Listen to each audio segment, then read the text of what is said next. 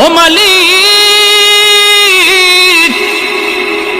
জাহান্নামে থাকবে তো জানলাম, চিরকাল জাহান্নামের শাস্তি ভোগ করবে। এই শাস্তিটা কেমন?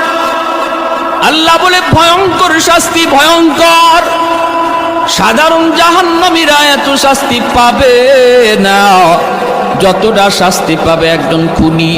জাহান্নামের ভিতরে সে এতটাই কষ্টে থাকবে।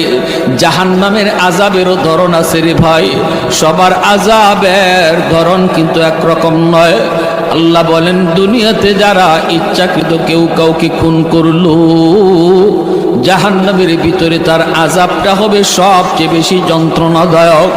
জাহান্নামের ভিতরে তার আযাবটা হবে বড় কঠিন। এজন্য ভাই একটু খেয়াল করে শুনো রে আল্লাহর গোলাম। মায়ার নবী বলেন, হাসরের মাঠে আল্লাহ আদালত নিয়ে যখন বসবে, বিচার কাজ আল্লাহ শুরু করবে, সর্বপ্রথম আল্লাহর আদালতে